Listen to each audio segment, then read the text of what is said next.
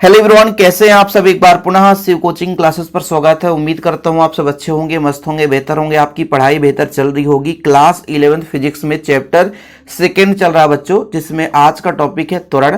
त्वरण के प्रकार के बारे में देखेंगे, साथ में औसत त्वरण क्या है, एक समान त्वरण क्या है, परिवर्तित त्वरण क्या है, तात्क्षणिक त्वरण क्या है, पूरा कंप्लीट त्वरण का जो भी छोटा मोटा ऑब्जेक्टिव क्वेश्चन पूछा जाता है वो पूरा कंप्लीट यहाँ पर देख लेंगे। तो आप लोग अंत तक देखिएगा। और यदि आप 11th क्लास में हैं, चैनल में पहली बार आए हैं, चैनल को सब्सक्राइब जरूर कर लेना। बच्चों, आप लोगों के लिए निरंतर स्टडी मटेरियल इस चैनल पे प्रोवाइड किया जाता है। तो यदि आप लोगों को इसका हैंड रिटन नोट्स चाहिए तो कॉन्टैक्ट नंबर आप नोट कर लो, 9685299149। 9685299149 ये मेरा पर्सनल नंबर है। इस पर आप जुड़ सकते हैं, व्हाट्सएप मैसेज कर सकते हैं, सारा डिटेल मिल जाएगा और विधिवत नोट्स लेकर के तैयारी कर सकते हैं। चलिए शुरू करते हैं बच्चों। यहां पर त्वरण क्या है? त्वरण मतलब क्या? एक्सीलरेशन, किसी वस्तु के वेग में परिवर्तन की दर को त्वरण कहते हैं। वेग क्या कहलाता है ये सबको पता है कि वेग है क्या? एक निश्चित समय में एक निश्चित दिशा में चली गई दूरी, यानी कोई वस्तु गति कर रहा है तो निश्चित दिशा में निश्चित समय में जब दूरी जितना तय करेगा वो उसका वेग कहलाता है। वेग बराबर होता है बच्चों दूरी बटा समय, और वेग का मात्रक होता है मीटर पर सेकंड। तो वेग मतलब एक निश्चित समय में चली गई दूरी। हाँ, इसमें डायरेक्शन होता है, क्योंकि चाल और वेग में थोड़ा सा तो डिफरेंस होता है। कहने का मतलब जो इसका डेफिनेशन होता है तो केवल दिशा को लेकर के एक दूसरे को हम डिफाइन करते हैं। चाल की बात करें तो एक निश्चित समय में चली गई दूरी चाल कहला जाती है, लेकिन जब दिशा जोड़ देते हैं कि कोई वस्तु जब एक निश्चित दिशा में एकांक समय में जो दूरी तय करता है उसे हम उसका क्या बोलते हैं? वेग कहते हैं। तो वेग से ही त्वरण का परिभाषा निकलता है कि समय के साथ कितना वेग में परिवर्तन होता है। वस्तु के वेग में परिवर्तन की दर को त्वरण कहते हैं। सिंपल है बच्चों। त्वरण को हम जी से रिप्रेजेंट करते हैं, वो गुरुत्वीय त्वरण होता है। और जब यहाँ पर हम त्वरण को रिप्रेजेंट करते हैं तो स्मॉल ए से रिप्रेजेंट करते हैं। ये सब कुछ आपको जानना जरूरी है। त्वरण के यदि हम प्रकार की बात करें, त्वरण दो प्रकार से होता है बच्चों। एक तो आपका धनात्मक त्वरण और दूसरा आपका ऋणात्मक त्वरण। जानना जरूरी है, नहीं तो फिर दिक्कत हो जाएगा। पूरा कंप्लीट समझेंगे आज। तो सबसे पहले बात करते हैं त्वरण बच्चों। त्वरण का हो गया वेग में परिवर्तन, वेग में परिवर्तन, वेग में परिवर्तन बटे समय अंतराल, बटे समय अंतराल। ठीक है, यानी समय के साथ कितना वेग में परिवर्तन होता है। जैसे मैं कहता हूं कि जब टाइम जीरो रहा होगा तो कुछ ना कुछ वेग रहा होगा। प्रारंभ में वेग v1 मान के चलता हूं, भले चाहे वेग शून्य ही हो प्रारंभ का। ठीक है, अब बच्चों t2 समय में ये t1 समय है, t2 समय में वेग कितना हो गया? v2 हो गया।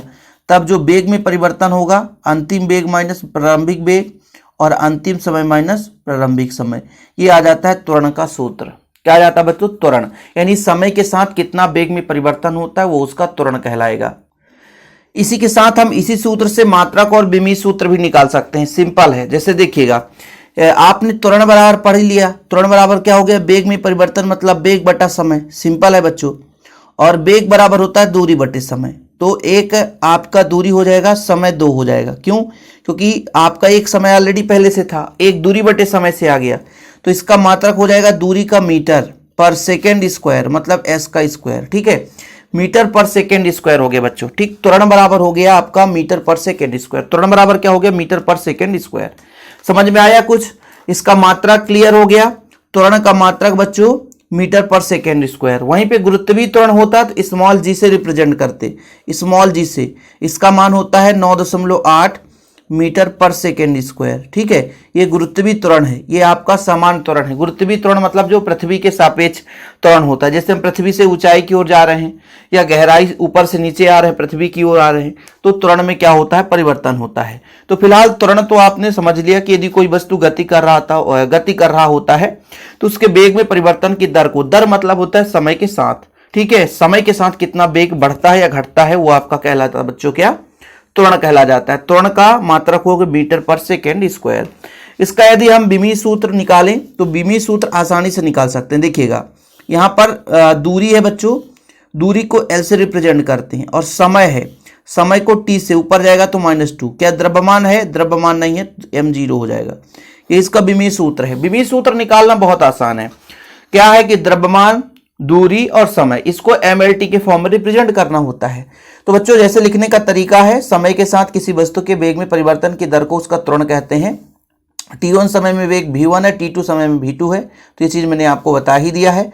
मात्रक निकालेंगे तो वेग का मात्रक बटे समय का मात्रक, तो वेग का मात्रक हो जाएगा सेंटीमीटर प्रति सेकेंड, समय सेकेंड है ये, तो सेंटीमीटर प्रति सेकेंड स्क्वायर। -2 क्यों लगा है, वो इनवर्स है भाई, ऊपर जाता है तो माइनस ही काम करता है। जैसे यहाँ पर ms स्क्वायर है ना, तो ms की पावर -2 भी कर सकते हैं। अब मीटर को यदि सेंटीमीटर में लिखते हैं तो ms की पावर -2 वही चीज है। तो यहाँ पर कुछ लोग कंफ्यूज हो जाएंगे, सर ये सेंटीमीटर क्यों है, ये सीजीएस पद्धति में है, सीजीएस पद्धति में होता है सेंटीमीटर, है ना, प्रति सेकंड, ठीक है। तो यहाँ पर प्रति सेंटीमीटर प्रति सेकंड वेग का हो जाएगा, समय का सेकंड है ये, तो ऊपर जाएगा तो -2 हो गया। ऐसे ही बच्चों यदि हम बात करें एसआई मात्रक में तो मीटर पर सेकंड स्क्वायर, ये मैंने बता चुका है, कोई दिक्कत है नहीं।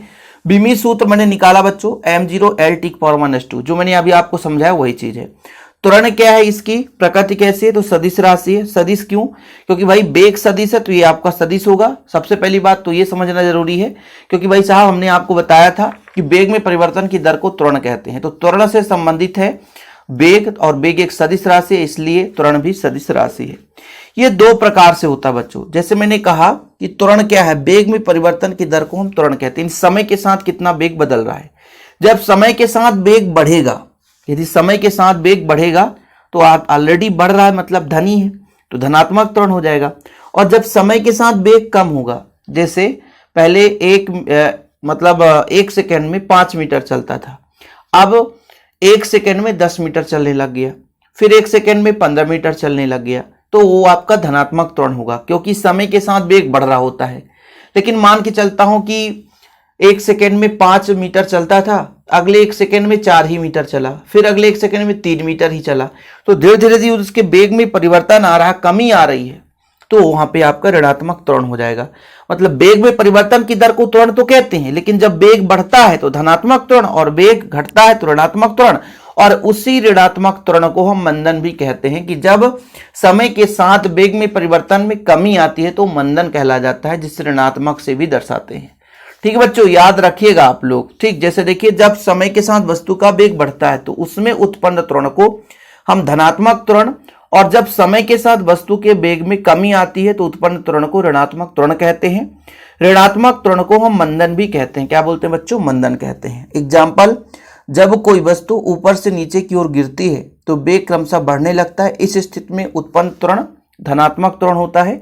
इसे गुरुत्वीय त्वरण भी कहते हैं, जिसका मान 9.8 मीटर पर सेकेंड स्क्वायर होता है। किंतु जब किसी वस्तु को ऊपर की ओर फेंकते हैं तो धीरे धीरे वेग क्या होता है, कम हो जाता है, तब इस स्थिति में ऋणात्मक त्वरण होता है, जिसे मंदन के नाम से जानते हैं। ओके, चीजें क्लियर है, कोई दिक्कत तो नहीं है। फिलहाल धनात्मक और ऋणात्मक समझ लिए कि मान लीजिए पेड़ से फल टूटकर नीचे की ओर आ रहा है तो तेजी से आएगा, उसी फल को हम ऊपर की ओर फेंकेंगे तो पहले तेजी से जाएगा, लेकिन धीरे धीरे उसका वेग कम होता जाएगा। ये आपका धनात्मक ऋणात्मक त्वरण का उदाहरण हो गया।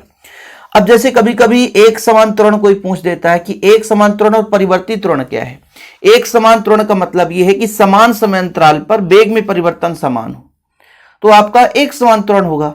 मतलब 10 सेकंड में जो वेग में परिवर्तन हुआ है वो भी अगले 10 सेकंड में भी सेम वेग में परिवर्तन हो, फिर अगले 10 सेकंड में सेम वेग में परिवर्तन हो, है ना। हर 10 सेकंड में वेग में परिवर्तन हो रहा है, तो यदि हर 10 सेकंड में सेम वेग में परिवर्तन होगा तो आपका एक समान त्वरण होगा। वहीं पे परिवर्तित त्वरण की बात करते हैं कि जब किसी वस्तु के त्वरण में परिवर्तित त्वरण होगा, मतलब समान समय अंतराल में वेग में जो है समान परिवर्तन ना होना, यानी समान समय अंतराल में वस्तु के वेग में असमान परिवर्तन होगा, वहां पे परिवर्तित त्वरण होगा। और जब समान समय अंतराल पे वस्तु के वेग में परिवर्तन समान होता है तो भाई साहब वो आपका एक समान त्वरण कहलाता है। चूंकि त्वरण की परिभाषा वेग में परिवर्तन से ही निकालते हैं कि वेग में परिवर्तन की दर को हम त्वरण कहते हैं, वेग में परिवर्तन की दर को त्वरण कहते हैं, तो हम तो वही चीज कहेंगे कि यदि समान समय अंतराल में समान वेग में परिवर्तन होगा तो आपका एक समान त्वरण कहला जाएगा, और समान समय अंतराल में यदि समान वेग में परिवर्तन ना होगा तो आपका वो असमान त्वरण कहला जाएगा। ये चीज हो गया बच्चों। फिर अगले स्टेप में चलते हैं, औसत त्वरण की बात करते हैं। औसत मतलब आंकड़ों का कुल योग बटे आंकड़ों का कुल संख्या, है ना। मतलब जैसे आप लोग चौथी 5वीं क्लास में पढ़ते आ रहे हैं, 5वीं क्लास या चौथी क्लास में हमने औसत पढ़ा था कि आंकड़ों का कुल योग बटे आंकड़ों की कुल संख्या। तो मान लीजिए वेग में परिवर्तन कई समय में कई आंकड़े लिए गए कि 10 सेकेंड में ये वेग हुआ, अगले 10 सेकेंड में ये हुआ, अगले 10 सेकेंड में ये वेग हुआ। तो वेग में कुल कितना परिवर्तन हुआ, कुल की बात कर रहे हैं, यानी कुल परिवर्तन, वेग में कुल परिवर्तन और कुल समय अंतराल के अनुपात को हम क्या बोलते हैं, औसत बोलते हैं। सिंपल है, ज्यादा कुछ है ही नहीं है, शॉर्टकट में इसको समझना है, क्योंकि त्वरण से क्वेश्चन आएगा तो बन जाएगा त्वरण किसे कहते हैं, इसका मात्रक बताओ, इसकी प्रकृति बताओ, मंदन क्या है, गुरुत्वीय त्वरण क्या है, इस स्मॉल जी का मान क्या है, तो ये चीज आपने समझ ही लिया होगा। औसत त्वरण में इतना समझना कि कुल कितना वेग में परिवर्तन हुआ, कुल कितने समय में, तो आपका औसत त्वरण कहला जाता है। बस सिंपल है, del V upon del T से रिप्रेजेंट करते हैं। और जब तात्क्षणिक की बात करता है कि विशेष समय में, किसी विशेष समय में, किसी विशेष क्षण में, तात्क्षणिक अत्यंत कम समय में, अत्यंत कम समय में, तात्क्षणिक का मतलब ही होता है अत्यंत कम समय में। जैसे आपने पढ़ा कि त्वरण में परिवर्तन हो रहा है V बराबर del V upon del T. अरे भैया ये लो, लेकिन जब अत्यंत कम समय की बात करेंगे तो त्वरण हो जाएगा, लिमिट लगा दोगे कि समय बहुत कम हो, समय बहुत कम हो और वेग में परिवर्तन हो रहा हो, तब इस त्वरण को हम बोलेंगे तात्क्षणिक त्वरण, किसी विशेष समय में। इसको दर्शाने के लिए हम इसको dv अपॉन dt से दर्शा देते हैं। सिंपल है, यानी a बराबर dv अपॉन dt। यदि वेग बराबर हो, आपका वेग बराबर क्या होता है बता सकते हो, दूरी में कितना परिवर्तन हो रहा है, तो फिर इसका हो जाता है D square x upon D T square. Math वालों के लिए काम का चीज है, मैथ वालों के लिए काम का चीज है। ये कहां से आ रहा बच्चों, ये जरूरी था बताना ना, क्योंकि एक एक पॉइंट आप लोगों को समझाना जरूरी है। ये बोला गया कि किसी विशेष क्षण में जो वस्तु का त्वरण होगा वही तात्क्षणिक त्वरण होगा।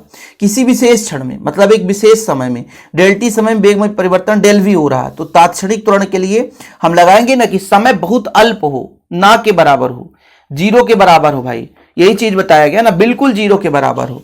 जैसे मैंने कहा कि a बराबर लिमिट लगा दिया डेल्टा टी इक्वल जीरो, बहुत ही कम समय हो, del V upon del T, ठीक है, इसके लिए हो जाएगा D V upon D T. अब वेग में परिवर्तन की दर को त्वरण तो कहते हैं, लेकिन वेग क्या है, समय के साथ कितना दूरी में परिवर्तन, तो v का मान यहां रख देंगे तो d अपान डी टी हो जाएगा और फिर डी एक्स अपान डी टी हो जाएगा। गुणा करेंगे बच्चों तो डी स्क्वायर एक्स अपान डी टी स्क्वायर हो गया। ये सिंपल हो गया, सिंपल है। तो ये आपका तात्क्षणिक त्वरण हो गया। पूरा आपको सिस्टमेटिक लिख के प्रोवाइड किया जाता है ताकि यदि आप नोट्स भी बनाएं, है ना, तो ये आपके हेल्पफुल हो सके। बेहतरीन रूप से आप नोट्स बनाते, जैसे हम पढ़ाते चल रहे हैं, समय भी दे देते हैं स्क्रीनशॉट का, तो आप समय ले लो, नोट्स बनाते चलो। या इसके चार्ज मात्र 100 रुपए तो लगते हैं, प्रॉपर रूप से ऑल चैप्टर नोट्स दिए जाते हैं।